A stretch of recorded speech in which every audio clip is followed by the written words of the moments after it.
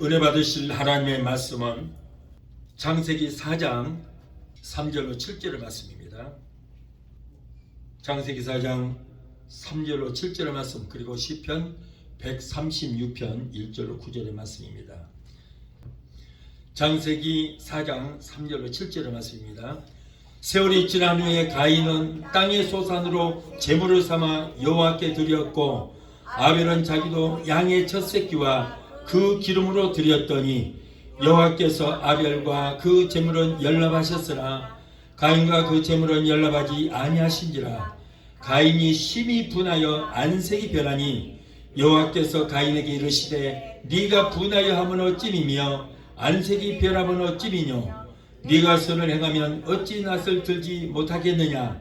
선을 행치 아니하면 죄가 문에 엎드리느니라.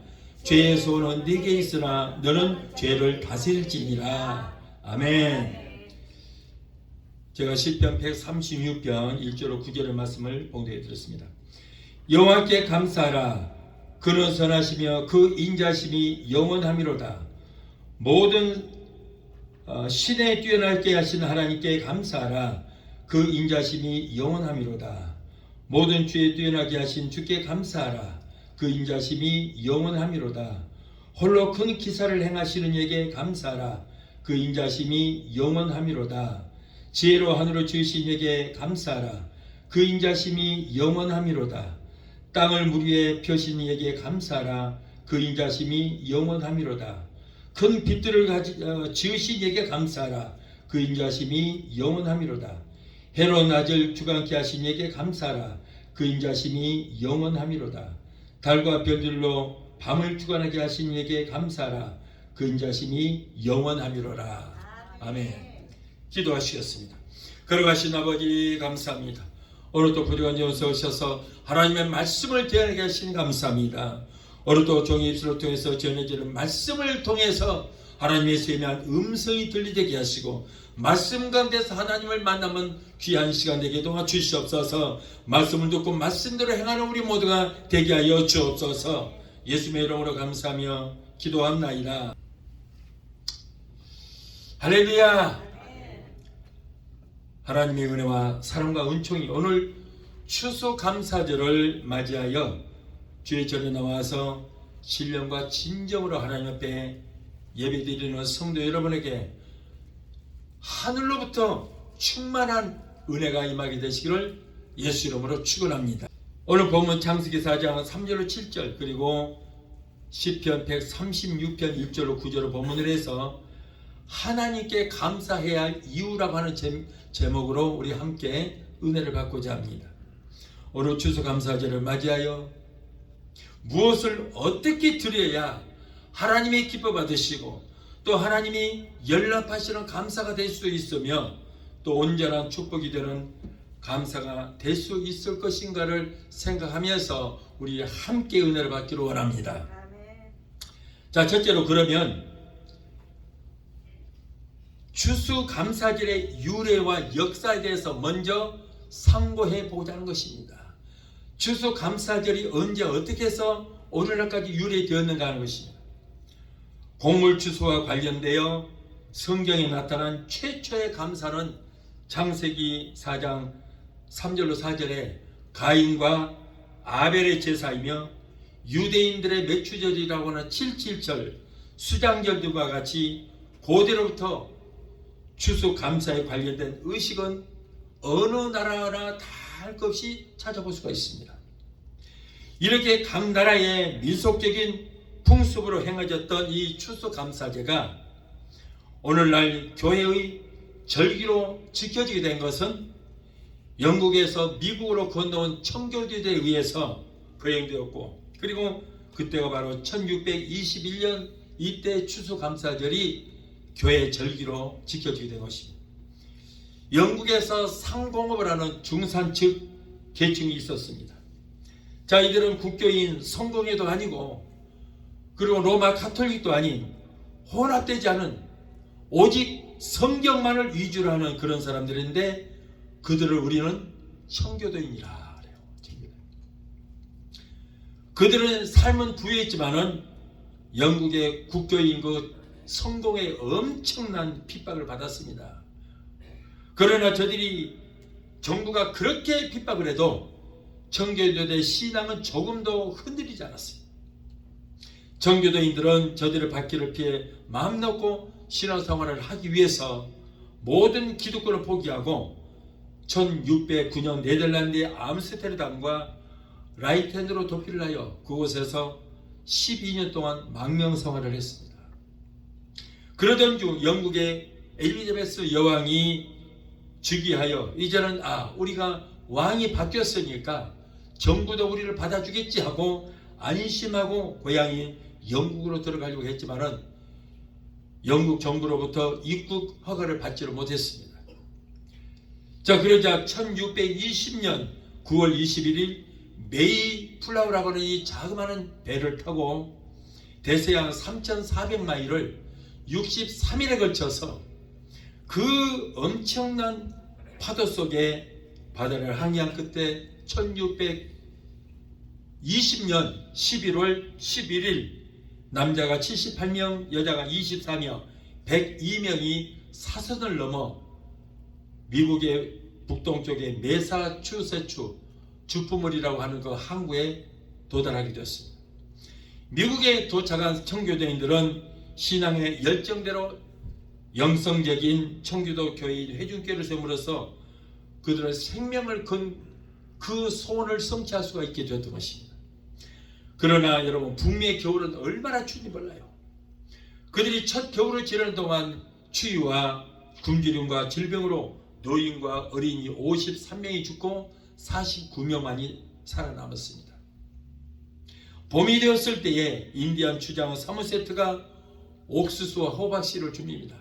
그래서 농사 짓는 법을 가르쳐주고, 그리고 닭과 칠면조 그 종자를 주면서 이것을 기르는 방법을 가르쳐줬어요. 그래서 그때부터 농사를 짓고 가축을 기르는 일을 하면서 살았습니다.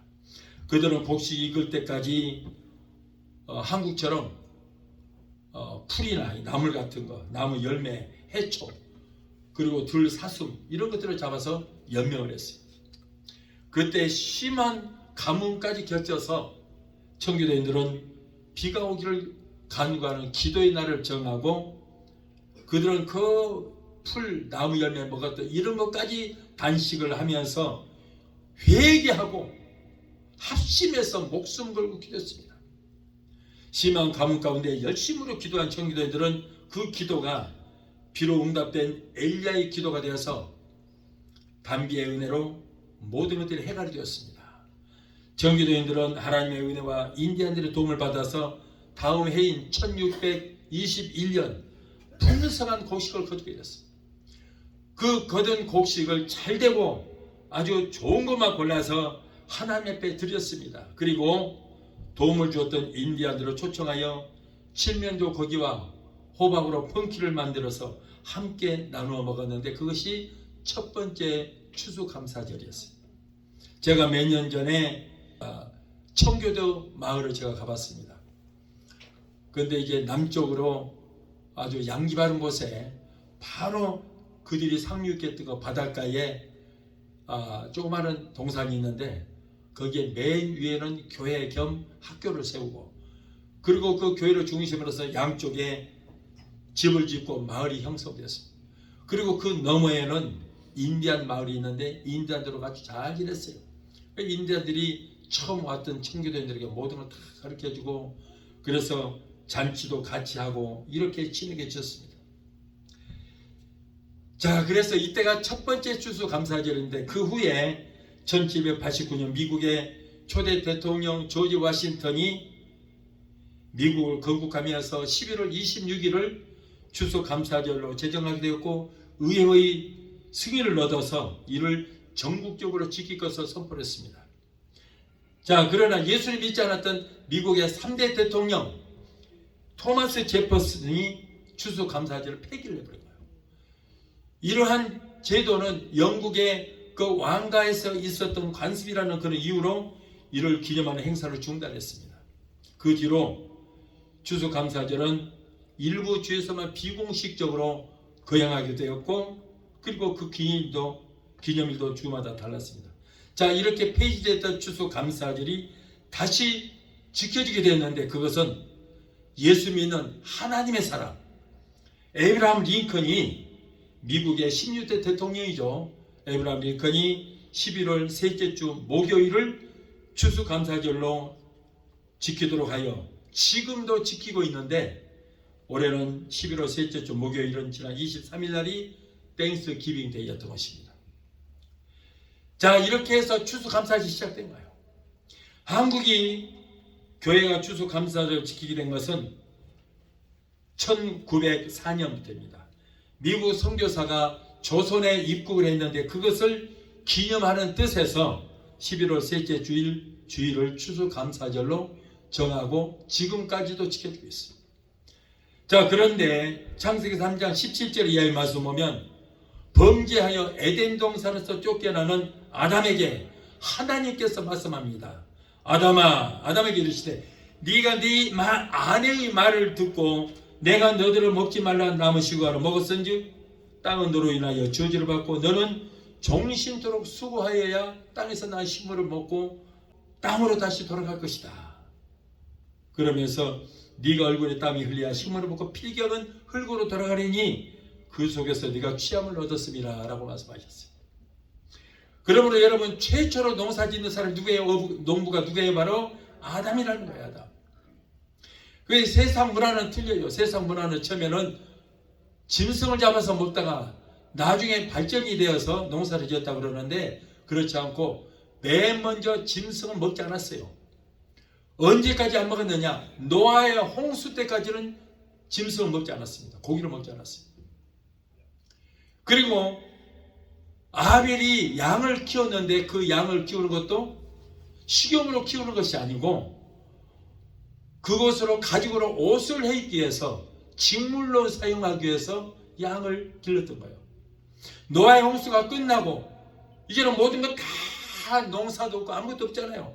그래서 하나님께서 짐승을 잡아먹도록 허락하신 거예요. 노아의 홍수가 끝나고부터 있는 것은 뭐예요? 노아의 방주 배 안에 짐승이 있잖아요. 그래서 그걸 잡아먹어라. 그래서 그때부터 짐승을 잡아먹기 시작했던 거예요.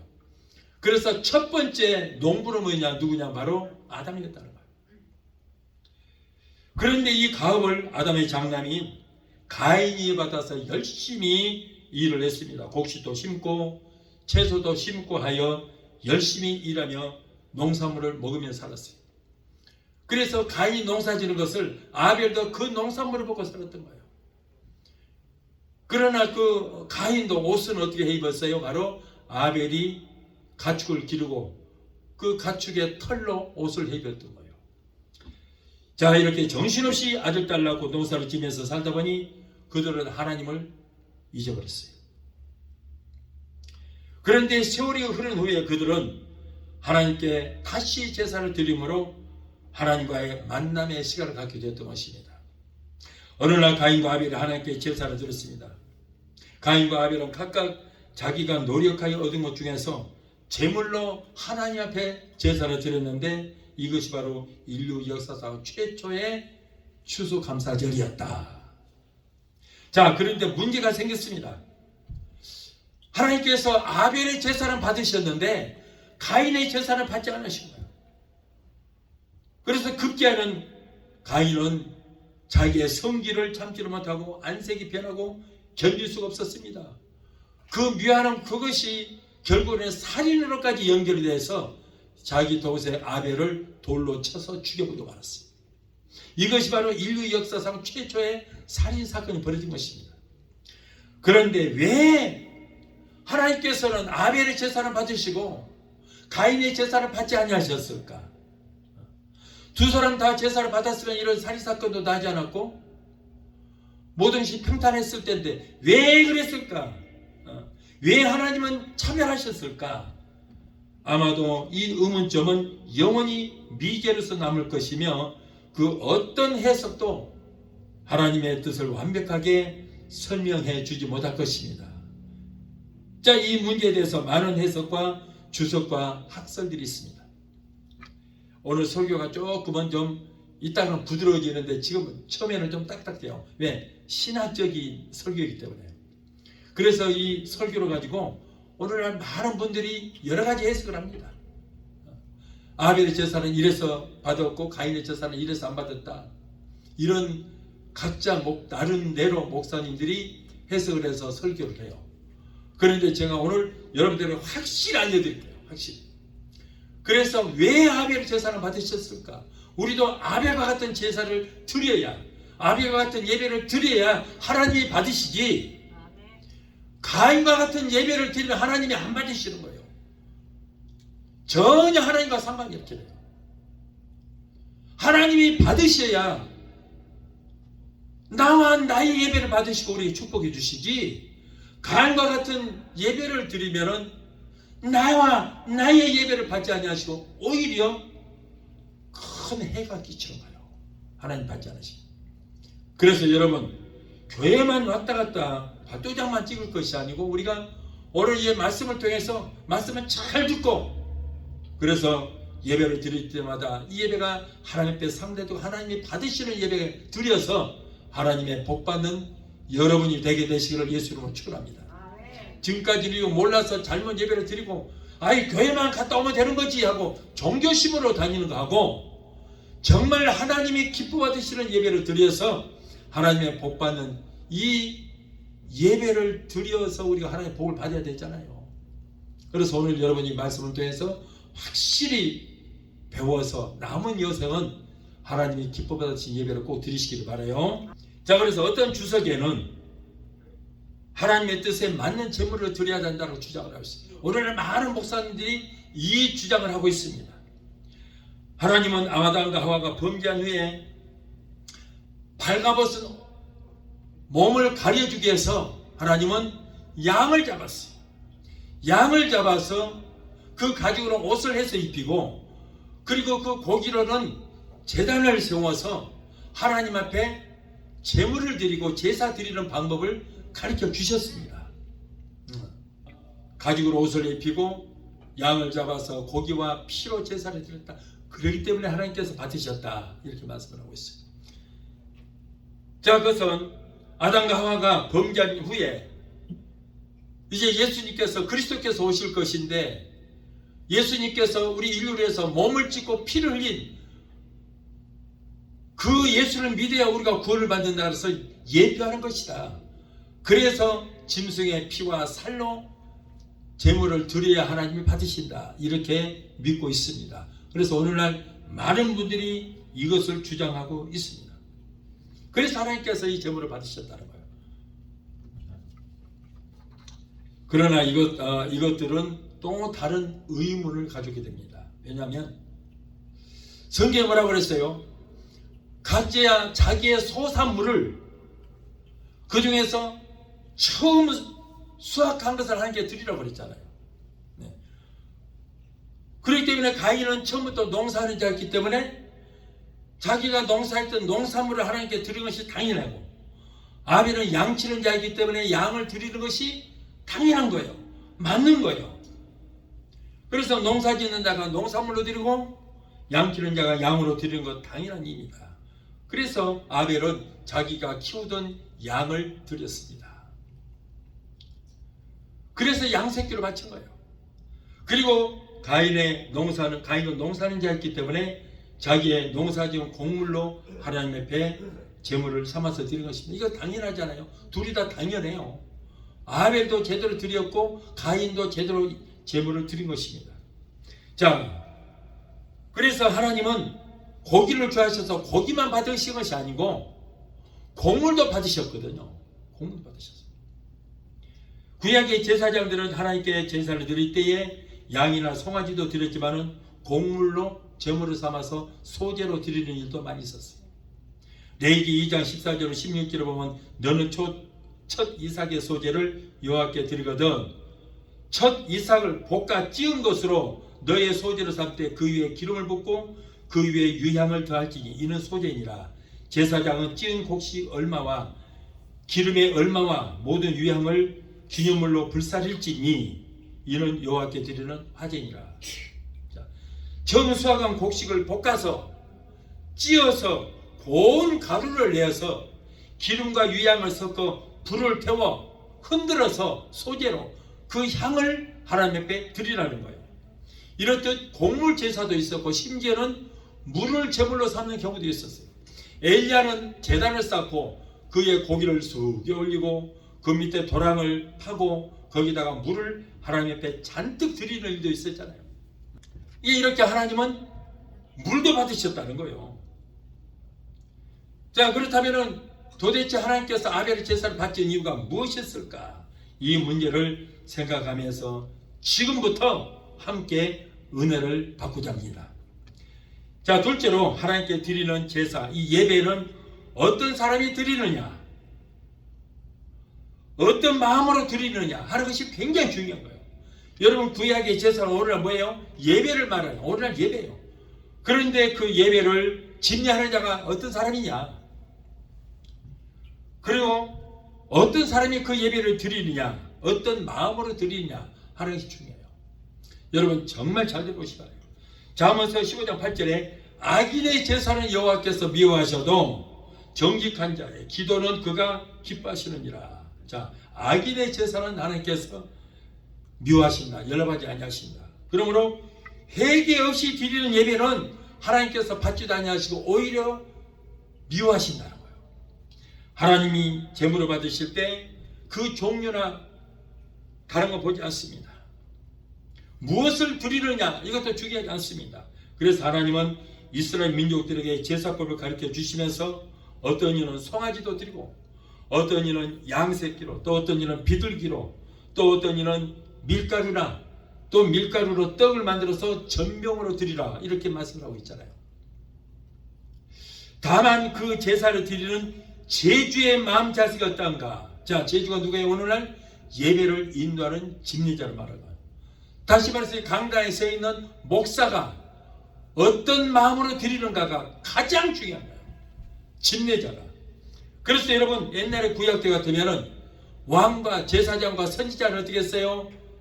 그들에게 기름을 부어 세웠잖아요. 오늘날도 여러분, 목사는 성령의 기름 부심을 받아야 돼요.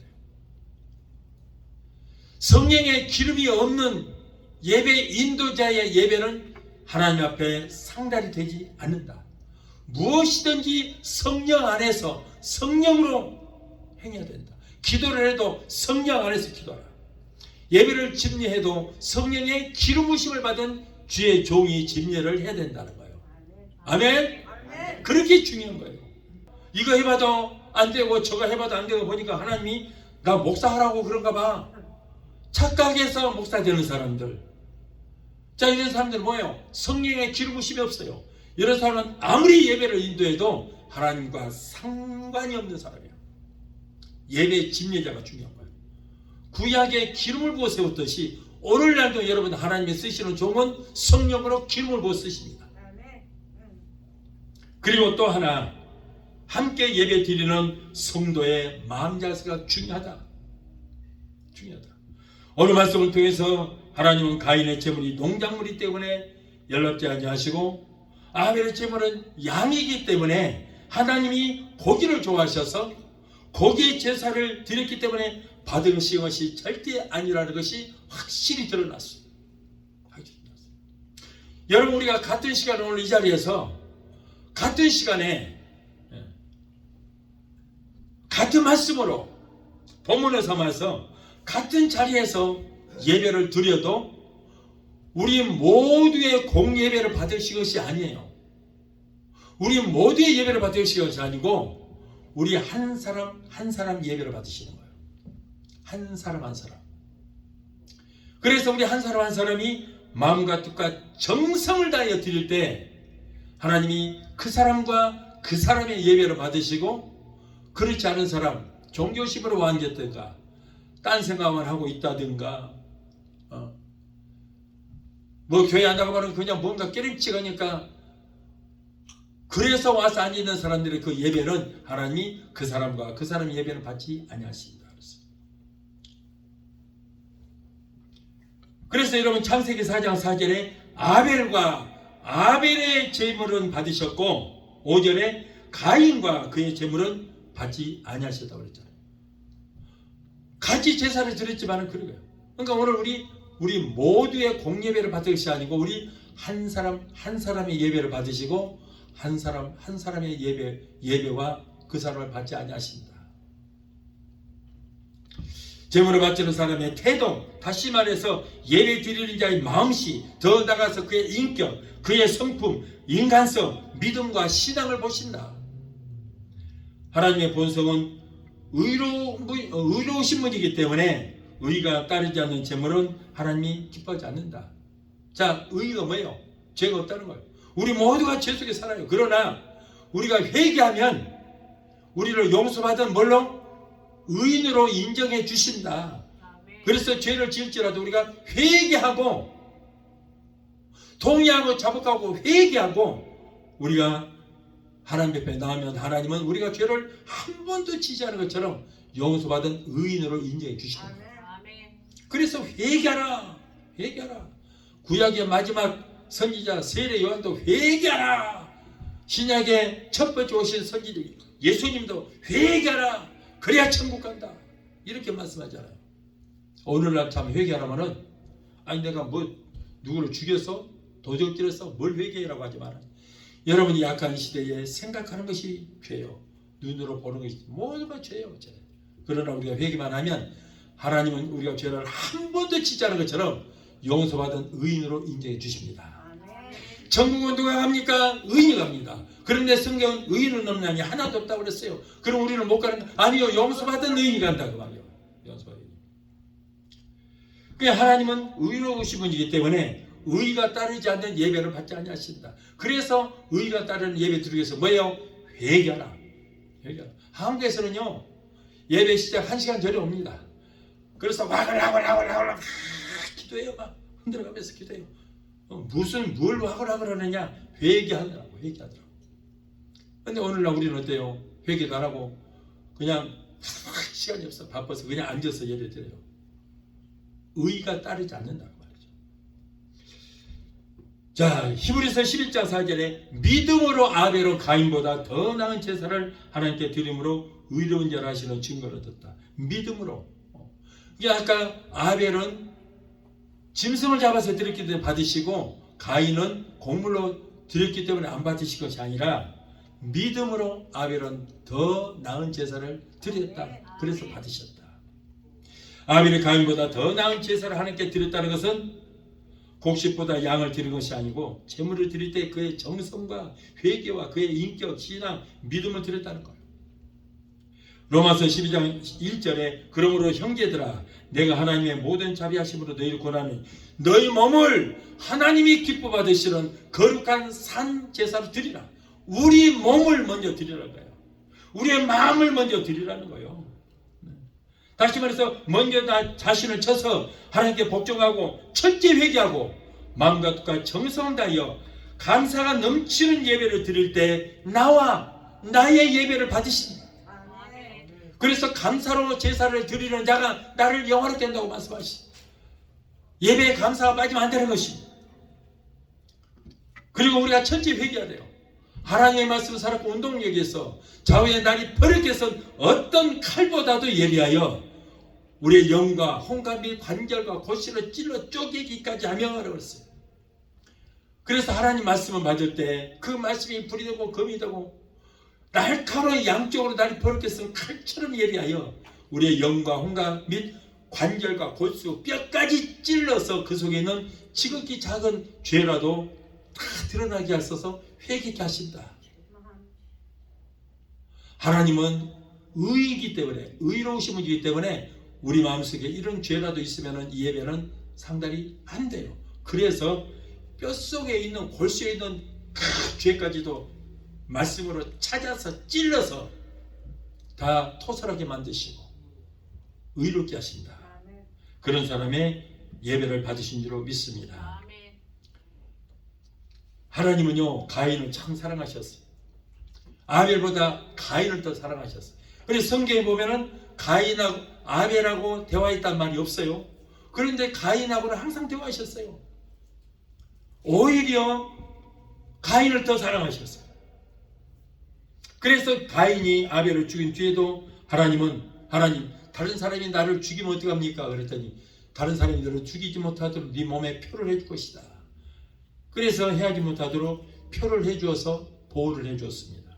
이럴 때면 면죄부를 주신 것이요 그의 허물을 용서하셨다는 증표가 되는 것입니다. 이렇게 하나님의 사랑을 받으면서도 가인은 하나님에 대한 진정한 감사의 마음이 없었다. 의식적으로 습관적으로 의미 없는 제사를 드렸기 때문에 그의 제사를 하나님께서 연락지 아니하신 거예요. 그래서 여러분 우리는 교회 나올 때 두렵고 떨리는 마음으로 오늘 하나님 꼭 만나야 되겠다는 마음으로 그런 마음으로 나와야 돼요. 아무런 생각도 없이 나오면 안 돼요. 네. 4월 첫 8일날 절에 가는 그런 심정으로 그런 마음으로 종교식으로 나오면 안 된다는 거예요. 이 기독교는 종교가 아닙니다. 종교 아니에요. 직접 다른 종교는요 다 그 교주들이 그들이 섬기는 대상들이 이 땅에 있어요 없어요? 없잖아요. 다 죽어서 백골이 짙어되고 없어요.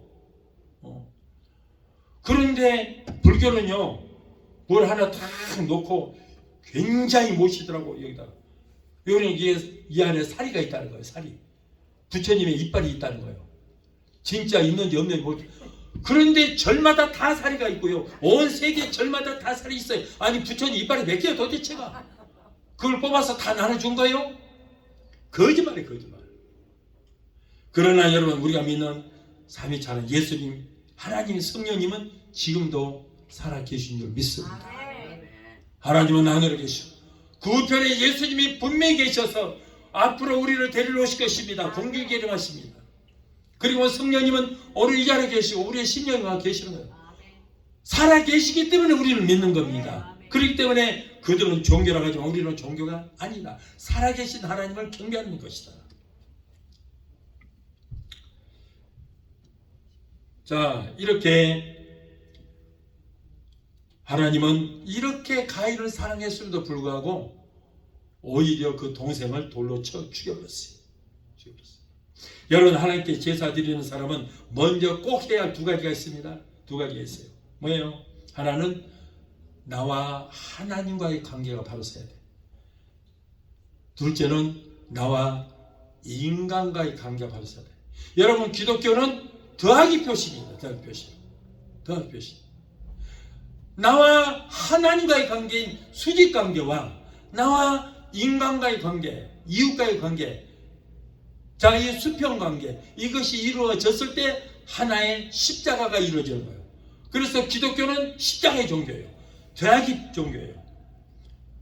그런데 오늘날 많은 사람들이 이 십자가의 도가 이루어지지 않았어요. 하나님과 나와의 관계만 바로 쓰면 된다고 생각하고 있는 거예요. 그래서 인간과의 관계는 아주 다 적을 만들어 놓고요. 원수를 만들어 놓고 이게 십자가 도가 안 이루어지잖아요. 수직관계는 이루어져도 수평관계 이루어지지 않으면 십자가 도가 안 이루어져. 그건 기독교가 아니라는 거예요. 마태복음 5장 23절 24절에 잘 들어보세요. 그러므로 예물을 제단에 드리다가 거기서 네 형제에게 원망 드릴 만한 일이 생각나거든 어쩌라고? 그 재물을 두고 형제와 화해하고 그러면 와서 재물을 드리라. 그럴 때 하나님이 받으신다. 예배 드리려면 적을 두지 말고 인간과 하나님과의 관계가 좋듯이 인간과의 관계도 다 풀고 와서 예배를 드리라. 나와 하나님과의 관계만 좋으면 된다고? 아니요. 십자가의 도가 이루어지지 않기 때문에 하나님과의 관계는 좋아도 인간과 인간 간의 관계가 이게 풀리지 않으면 하나님도 우리를 인정하지 않아요. 십자가 도가 안 이루어지기 때문에. 가인에게는 제물로 드리긴 드려도 이와 같은 진실함이 없어요. 남을 위하는 마음, 원망과 불평과 분으로 가득한 상태에서 드리는 예배는 절대 하나님이 받지 아니하신다.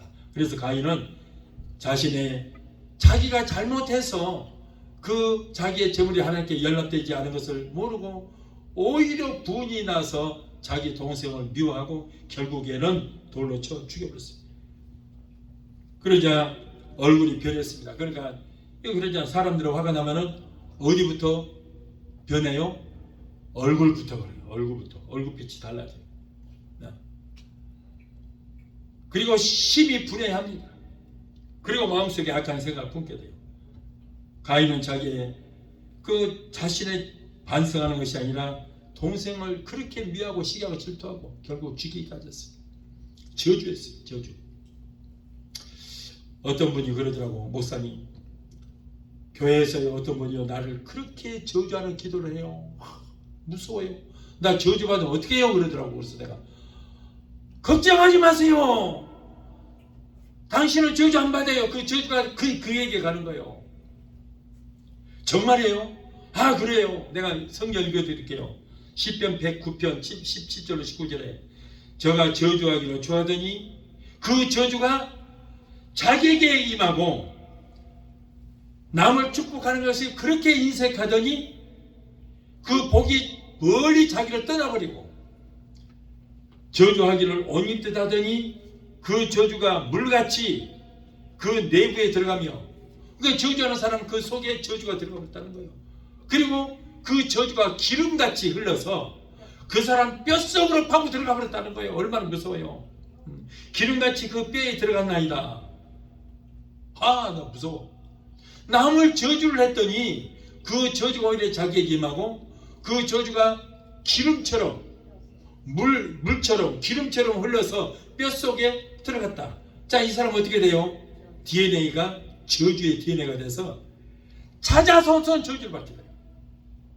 이 사람은 분명히 암이 걸리고 병들어서 죽습니다. 큰일 나는 거예요. 그래서 여러분, 내가 남을 저주하면 그 저주, 그 사람이 절대 다른 사람에게 가지 않고 저주하면 한 대로 나한테 저주가 임한다. 저주가. 어디까지? 뼛속까지 저주가 임한다. 그래서 절대 여러분 저주면 안 됩니다. 오히려 복 받고 싶으면 그 사람의 축복기도 해주면 돼요. 로마서 12장 14절 21절을 보면 남을 축복하고 원수를 위해서 축복기도 하면 자기에게도 복이 많다. 남을 축복기도 해주면 그 축복이 그 사람에게도 가지만은 내게도 복이 많은 거예요. 내게도. 그러나 남을 저주하면은 그 저주는 절대 안 가. 전부 100% 나한테 와서 자자손손 저주를 받게 되고 뼛속까지 골수까지 뼛속까지 스며든다. 그래서 성경은 그러잖아요. 뼛속이란 말이 많이 나와요. 죄도 우리의 영과 혼각의 관계가 골수를 찔러 뼈를 말하는 골수. 그래서 골수까지 찔러 쪼개기까지 해서 죄를 찾아서 토설하게 만든 것이고 말씀이. 그리고 저주는 그 저주가 뼛속까지 골수까지 타고 들어가 영원히 저주를 받게 돼요. 그래서 내가 그분한테 이 말씀을 읽어드렸더니 아이고 목사님 안심되네요. 그런데 그분이 불쌍하잖아요. 그러면 그래도 자기를 저주하는 그 사람을 불쌍히 여기는 거예요. 자, 하나님은 가인을 부드럽게 부르십니다. 가인아, 네 얼굴을 보니까 험하게 생겼다. 어째서 그렇게 불이 났냐? 안색이 변했는데 어쩐 일이냐? 네가 만일에 선을 행했다면 네가 그러겠느냐? 왜 낯을 들지 못하고 그런 짓을 하느냐? 지금 네 마음속에 있는 그 죄의 소원이 있으면 그것을 다스리라. 다스리라. 지금 가인의 마음속에는 죄의 소원이 가득 차 있습니다. 동생에 대한 미움식이 질투의 마음과 하나님에 대한 원망과 불평으로 가득 차 있습니다. 자, 이런 말씀을 종합해 볼 때 가인의 성품은 다혈적이고 자신은 깨달을 줄을 모르고 불평하기를 쉽게 하는 사람이다. 여러분 불평하지 마세요. 자, 성경에 보니까 또 뭐라고 되어 있냐면 네가 말하는 대로 뭐라고? 내가 이루리라. 네가 불평하느냐? 그 불평 그래 그 기도구나. 그게 내교는 기도다. 그 네가 불평하는 그대로 이루어질 것이다. 아멘만 해라. 아이고 나는 죽겠어. 아이고 죽겠어. 아이고 죽겠어. 그래 알았다. 기도가 그 하나님께 상달해서 기도가 되는 거예요. 그래서 죽을 일만 생기는 거예요. 맨날. 아, 나 저 인간 보기 싫어. 나 죽겠어. 그러면 더 보기 싫어져. 그러면 그럴수록 그게 응답이 돼서 그 인간이 보면 볼수록 더 보기 싫어져. 아주 원수가 돼. 꼭 가인이 돼버려. 가인. 그런데 그래도 그 잘못을 있더라도 허물로 여기고 아이고 주여 저 인간 용서하시고 사랑할 수 있도록 해주세요. 그러면은 눈에서 하트가 뿅뿅 껴 나와서 허물도 덮어지게 되는 거예요. 잘못도 감춰지게 돼요. 사랑스러워지게 되는 거예요. 그래서 여러분 기도하는 방법 아시겠죠? 네. 아 대답 용감하게 잘하시네. 제일 먼저 피하나 되실 것 같아요. 할렐루야. 그러니까 말을 조심하라. 말하는 대로 이루어진다. 성경에 있어 없어요? 그렇게 돼 있잖아. 말 한마디가 천냥피도 갚는다. 그래서 여러분 우리가 말 조심해야 돼. 기독교는 말의 종교예요. 우리가 말하는 대로 이루어지는 거예요. 그래서 남을 미워하면요 속에서 막 불이 나고 그래서 결국은 어떻게 돼요? 미워하는 귀신이 나를 사로잡으면 아무리 나하고 상관없는 사람도 보기만 해도 미워 죽겠어. 그냥 미워 죽겠어. 그럼 어떻게 돼요? 나중에 귀신이 더 충만해갖고 충만해져. 절대 그러면 안 돼요. 예수 믿는 사람은 절대 그러면 안 돼요. 우리가 말하는 대로 네가 말하는 대로 내가 이루리라. 그래서 우리가 말하는 대로 긍정의 말을 하면은 기도가 할 때 상달이 되고 그 말이 기도가 돼서 응답이 돼서 내 몸에 굴레가 씌워져서 하나님마다 좋은 일만 생기는 거야. 그러나 부정적이고 그런 나쁜 말을 하면은 그것이 기도가 돼서 하나님께 상달이 돼요. 내 몸에 응답이 되어서 내려와서 내 몸에 굴레로 씌워져요. 하는 일마다 망한 일만 되는 거예요. 어떤 사람은 아이 죽겠어요. 요즘 장사 어떠세요? 잘 돼요? 아유 말도 말아요. 마지못해 살아요. 얼마나 힘든지 몰라요. 네 믿음대로 될지어다. 그 기도가 상달돼서 하늘로 올라가서 응답이 돼서 우리 몸에 굴려져. 하는 일마다 안 돼. 망해 죽겠어 아주. 다 남들이 잘 되는데 나만 안 돼. 왜? 기도를 그렇게 했잖아요. 기도를. 우리가 기도하는 대로죠. 하나님. 여러분 정말 우리는 말 조심해야 돼요. 말 조심해야 돼요. 우리가 말하는 대로 됩니다. 자 마지막 셋째로 하나님이 그렇다면 하나님께서 기뻐 받으시는 제사는 어떤 제사일까? 결론이에요. 잘 들어보세요. 하나님 앞에 드리는 제물은 누가 드렸느냐도 중요하지만은 그 제물을 어떻게 드렸느냐 하는 것이 더 중요한 거예요. 어떻게 드렸느냐, 어떤 중심으로 어떤 태도로서 드렸느냐. 그 제물의 종류 다수를 막론하고 하나님께서 기뻐 받으신 예배가 될 수 있고 기뻐 받지 않는 예배가 될 수 있다. 신앙생활은 하나님에 대한 인간의 자세입니다. 거기에는 진실과 정성과 감사가 겸비된 전인적이고 전생명적인 봉헌이 꼭 필요하다. 믿음으로 아벨은 가인보다 더 나은 제사를 하나님 앞에 드렸기 때문에 그의 예배와 그의 제물이 연락이 된 것입니다. 말라기 1.8절에 만물의 여호와가 이르노라 너희가 누먼 희생으로 드리는 것이 어찌 악하지 아니하며 저는 것 병든 것으로 드리는 것이 어찌 악하지 아니하냐. 이제 그것을 너희의 총독에게 한번 들어봐라. 그 총독이들을 좋아하겠느냐? 아마 칼로 목을 쳐버릴 것이다. 이런 걸 얼마나 나를 무시하고 이런 걸 주냐고. 그런데 하물며 천지만물을 하나님께 이럴 수가 있느냐는 거예요. 예수님께서 예루살렘 성전에 일성하셨을 때 무리들에게 내 집은 만민이 기도하는 집이다. 내 집을 장사치의 규례로 만들지 말라. 그러면 쓸어버리잖아요. 왜 그랬을까요? 제물을 드릴 때는 내가 기른 것 중에서 내 소산물 중에서 첫 해생 가장 좋은 거 흠없고 점없는 것을 하나님 앞에 드리라고 그랬잖아요. 여러분 제물을 드릴 때 각을 띠거든요. 칼로 다 살을 난도질해요. 왜 그런 줄 아세요? 칼로 이렇게 오려서 보는 거예요. 그 몸을. 거기에 점이 있는가 흠이 있는가 상처가 있는가. 조그만 상처 있고 피라도 뭉쳐 있으면 버려버려요. 못 드려요. 흠없고 점없는 거 드려야 돼요.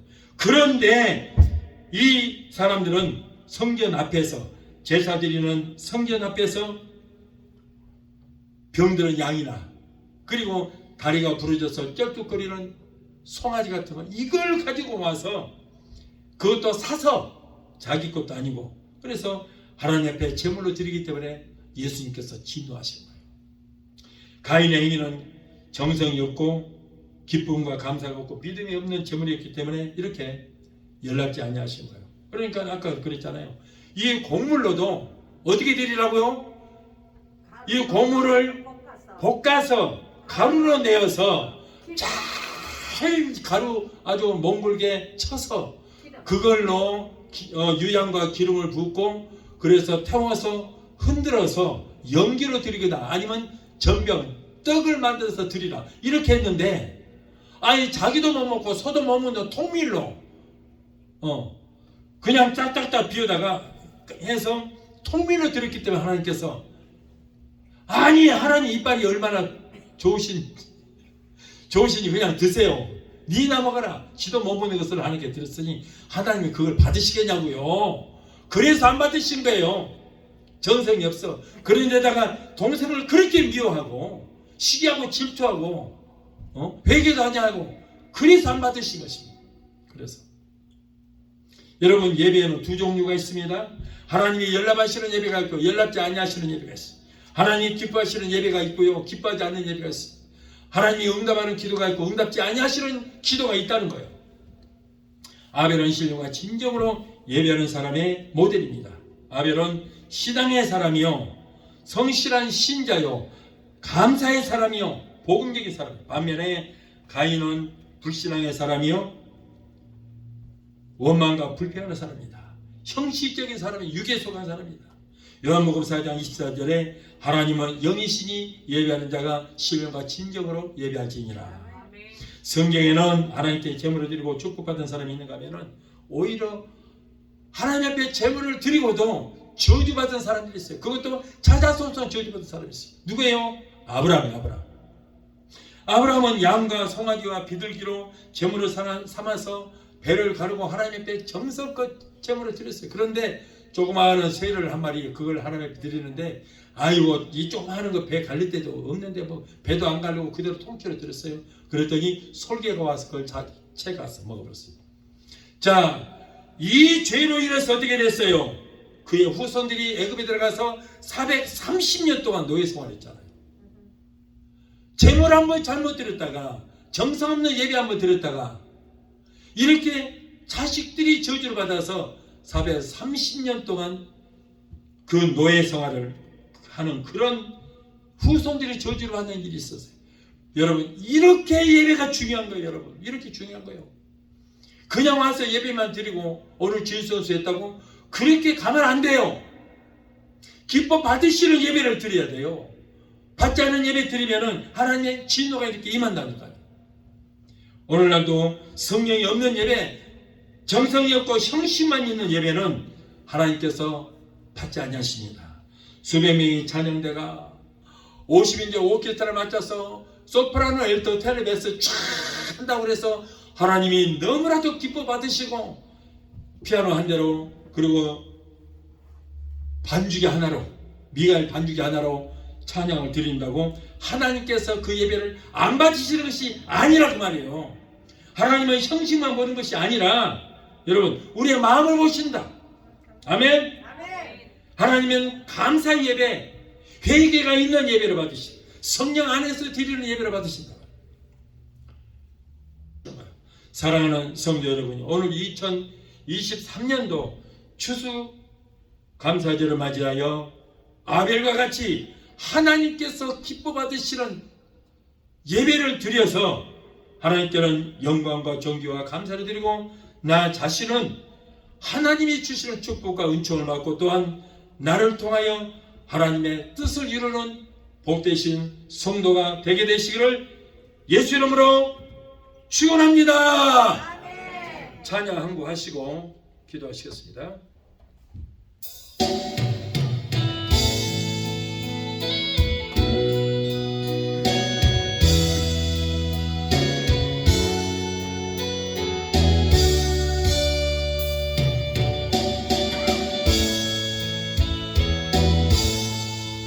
날 구원하신 주 감사 모든 것 주신 감사 지난 추억이 내 감사 주 내 곁에 계시네 향기로운 봄철의 감사 외로운 가을날 감사 사라진 눈물도 감사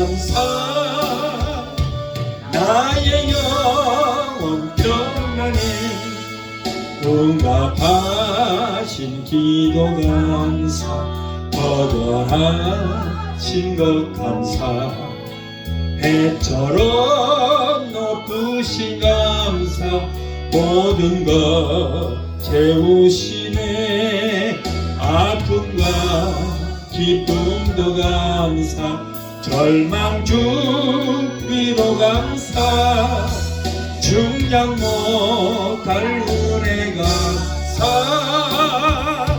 크신 사랑 감사해 길가에 참 믿고 감사 참 믿고 다시 감사 따스한 사랑의 가정 일용할 양식 감사 기쁨과 슬픔도 감사 하늘 평안을 감사 내일의 희망을 감사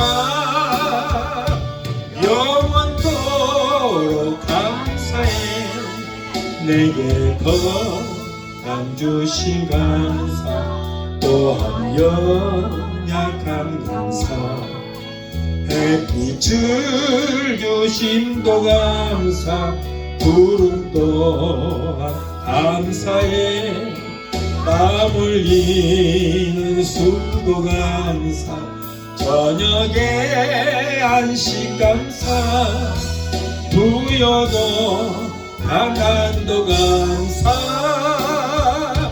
모든 것 다 감사 기도하시겠습니다. 거룩하신 하나님 아버지 오늘 추수 감사절을 맞이하여 귀한 말씀 주심을 감사합니다. 금년 한 해를 마무리하면서 금년 한 해 하나님께서 우리에게 위로부터 내려주신 은혜와 사랑이 너무나도 큽니다. 주신 은혜와 사랑에 감사는 우리 모두가 되게 하여 주시고 우리 입술에서 항상 감사의 고백이 넘치는 생애가 되게 도와주시옵소서. 예수님의 이름으로 감사하고 축복하며 기도하옵나이다. 아멘. 할렐루야. 지금은 우리를 죄에서 구원하신 우리 주 예수 그리스도의 그 무한하신 은혜와 아들까지도 아끼지 아니하시고 우리를 위해서 내주시기까지 우리를 사랑하시는 아버지 하나님의 그 극진하신 사랑과 보혜사 성령님의 내주 교통 충만 역사하심의 은혜가 오늘 추수감사절 예배에 참여하여 말씀으로 오래받고 돌아가게 한 성도들의 저들의 가정과 가족과 직장과 사업장과 자녀들과 생업과 모든 범사 위에 오늘 영상을 통해 함께 예배 참여하는 사랑하는 귀한 성도들의 가정과 가족과 직장과 사업장과 자녀들 생업과 모든 범사 위에 각자 섬기는 교회 위에 베데스다 순복음교회 지금부터 영원토록 함께 하시기를 간절히 축원하옵나이다. 아멘.